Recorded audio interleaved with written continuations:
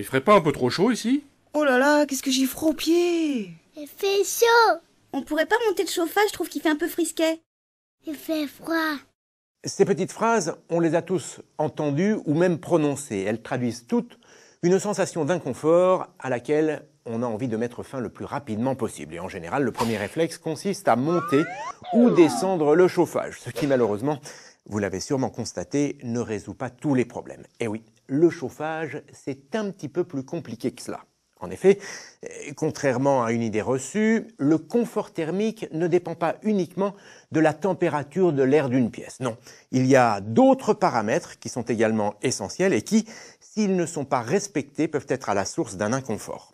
Tenez, on va prendre un exemple. D'une manière générale, on considère que l'hiver, il faut une température de 19-20 degrés pour se sentir bien à l'intérieur d'une maison. Seulement attention, pour que ce soit vraiment confortable, il faut que cette température soit bien stable, autrement dit, qu'elle ne joue pas au yo-yo. Il faut également qu'elle soit parfaitement homogène, la même température dans tous les coins de la pièce. Ça, c'est pour la température de l'air ambiant. Il faut aussi veiller à ce que les parois ne soient pas trop froides, les fenêtres et les murs. Ce phénomène peut être une source d'inconfort. Voilà pourquoi il faut un système de chauffage qui réchauffe à la fois l'air ambiant, les parois et les occupants de la maison. Ce n'est pas tout à fait terminé. Il faut aussi minimiser les mouvements d'air et veiller à la qualité de ce dernier.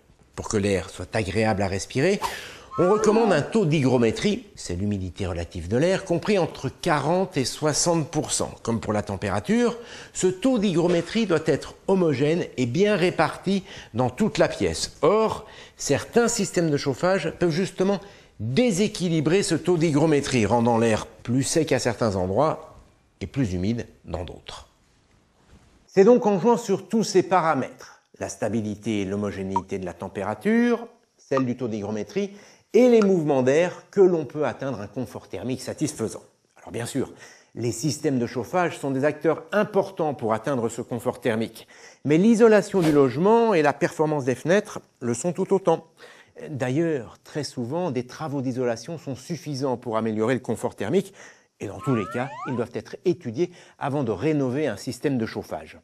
Pendant bien longtemps, et souvent à juste titre, on a pensé que le chauffage électrique n'était pas en mesure d'atteindre un confort thermique, comment dire, absolu.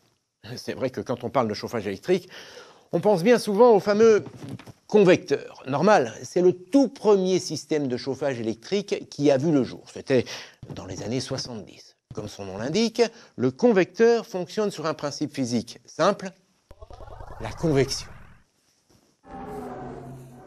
Un convecteur est équipé d'une résistance qui se trouve à l'intérieur d'un caisson métallique. Au contact de cette résistance, l'air se réchauffe. L'air chaud étant moins dense que l'air frais, il s'élève et s'échappe par le haut de l'appareil, tandis que l'air ambiant, plus frais, vient prendre sa place, etc., etc. Ça tourne en boucle, d'où le mouvement de convection. Alors ce système de chauffage est loin d'être parfait. En effet, d'une manière générale, l'air chaud ayant tendance à s'élever, il fait toujours plus chaud en haut qu'en bas de la pièce. Et avec les convecteurs, c'est encore plus flagrant. La température de la résistance grimpe jusqu'à 300 degrés Celsius. L'air chaud qui s'échappe de l'appareil atteint facilement 100 degrés Celsius et parfois plus. Résultat, la température de l'air à l'intérieur de la pièce est, comme vous le voyez, très stratifiée. Et pas la peine d'être un géant pour s'en apercevoir. Même chose avec l'humidité.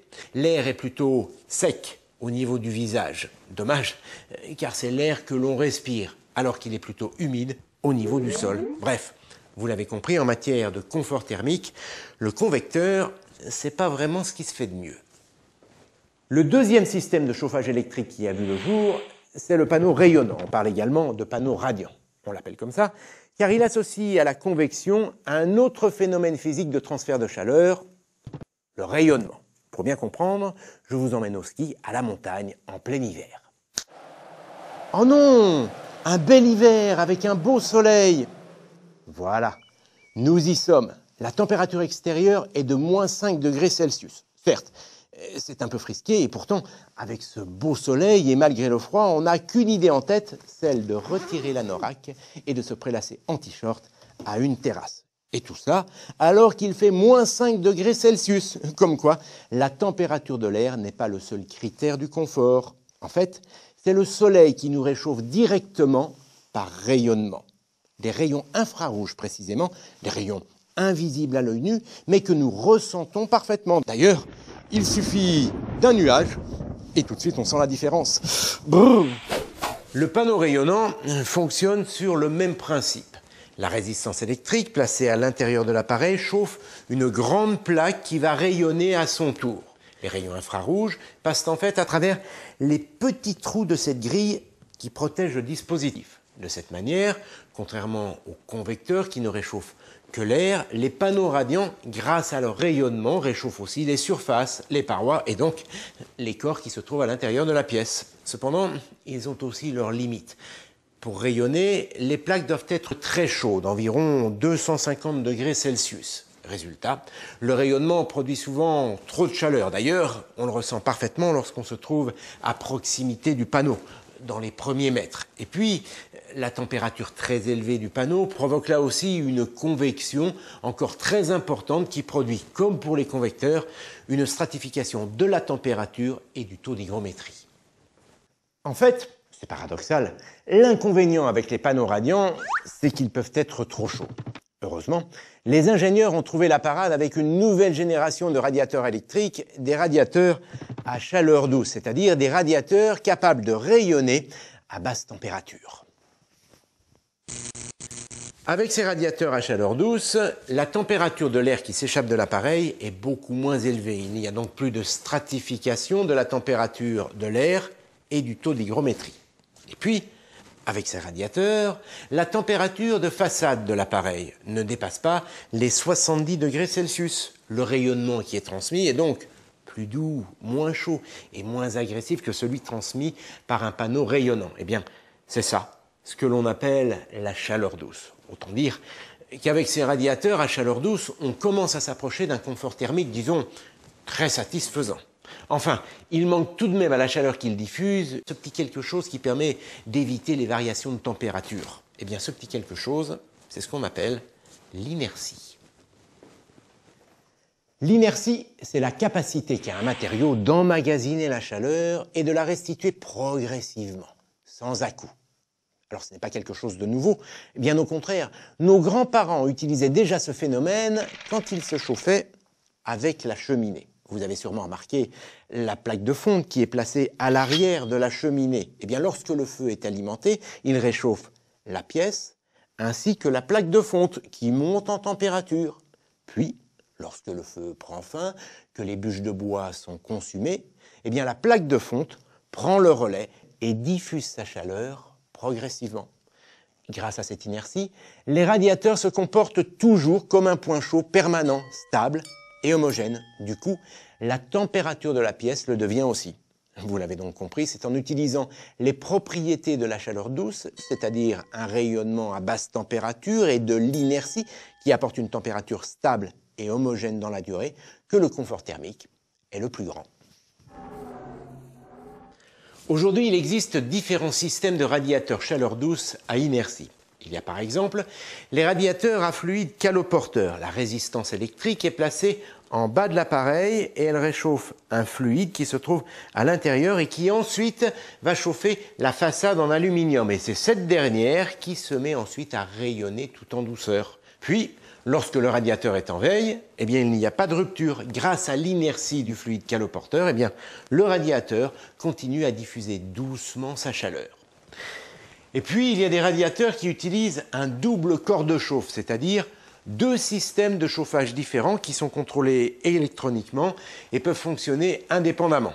Le radiateur est équipé d'un film chauffant en façade et d'un corps de chauffe en fonte à l'arrière. Concrètement, ce film est parcouru par une résistance extrêmement fine. Ce film fonctionne sur le même principe qu'une vitre dégivrante de véhicule. Il est très réactif, autrement dit, il monte très rapidement en température. Il chauffe la façade qui ensuite rayonne tout en douceur. Alors en général, ce dispositif suffit durant les premières fraîcheurs de l'automne. Puis, quand l'hiver est bien là, eh bien, le corps de chauffe en fonte à l'arrière, vient en renfort et grâce à l'inertie de la fonte, eh bien, la température est toujours bien stable et homogène, même les jours les plus froids. Alors bien sûr, en fonction de la gamme, du fabricant et surtout des matériaux utilisés, ces radiateurs à chaleur douce et à inertie sont plus ou moins performants. Mais tout de même, parmi tous les systèmes de chauffage électrique, eh bien, ce sont ces radiateurs qui apportent le plus grand confort thermique. Ils sont aussi performants, voire plus, que le chauffage central, en sachant qu'ils présentent un autre avantage par rapport au chauffage central. L'utilisateur peut choisir la température de chaque pièce en fonction de ses besoins. Alors je sais ce que vous allez me dire, et l'écologie dans tout ça? Eh bien en fait, comme dans bien des cas, c'est en fonction de la manière dont il est utilisé qu'un radiateur électrique se révèle écologique et économique. Et oui, désormais, les thermostats qui équipent ces radiateurs permettent de régler très précisément la température. Alors plus aucune excuse pour ne pas régler la température à 19 degrés plutôt qu'à 20, en sachant qu'1 degré en moins peut réduire la consommation énergétique de 7%. Et puis, il faut également savoir que les nouvelles fonctionnalités qui équipent ces appareils permettent elles aussi de réduire la consommation. Tenez, dès qu'on ouvre une fenêtre par exemple, pour aérer une pièce, ce qui, je vous le rappelle, est fortement recommandé, même en hiver, eh bien certains radiateurs détectent la chute de température et se mettent aussitôt à fonctionner au ralenti, ce qui évite de chauffer pour rien et de gaspiller. Et puis, certains radiateurs sont même équipés de détecteurs de présence. Grâce à ce dispositif, ils s'adaptent au rythme de la maison.